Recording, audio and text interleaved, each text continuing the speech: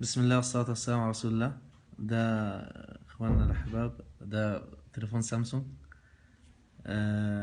تليفونات سامسونج فيها شريحة مخفية في مكان لتحديد موقع الهاتف. هي بتستخدم اصلا في تحديد موقع الهاتف، يعني من السرقة. الهاتف شغال طبيعي، تمام.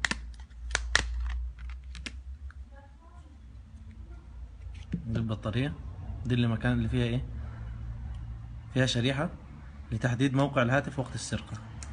طبعا الكفار الآن بيستخدموها لضرب الإخوة بالطيارات، تحديد أماكن الإخوة. نفتح بطارية، بسم الله.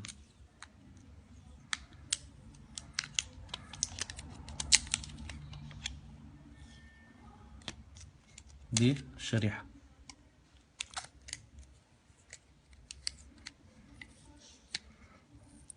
شايفين؟ ده مكان اتصال الشريحة بالبطارية، واخدة كهرباء مباشرة مستمرة. ده ده كابل توصيل الشريحة بالبطارية كهرباء، يعني طالما في البطارية في كهرباء هي واصلة. يعني حتى لو البطارية فصلت شحن الهاتف، بيفضل فيها مثلا 1%، أقل من 1%، دي كافية لأنها ايه تشغل الشريحة ايه. دي الشريحة.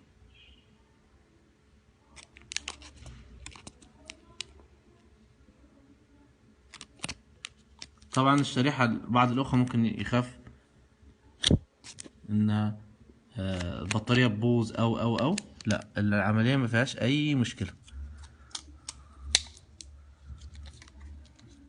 تفصلها كهرباء، أهم شيء دي الكهرباء، تمام. نطلع البلاستيك ده كله.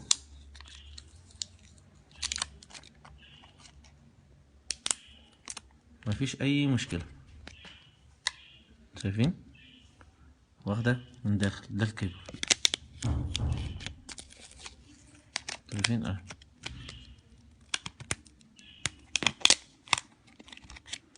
دي الشريحة فصلناها.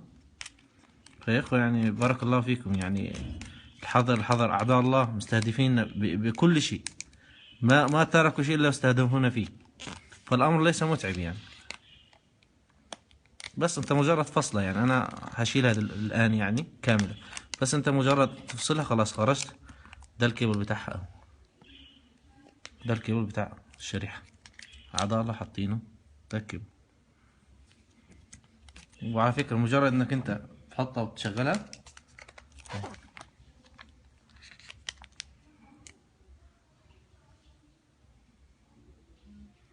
ما في اي مشكلة، ولا بيأثر على البطارية. دي عفوا، ليس مشكلة.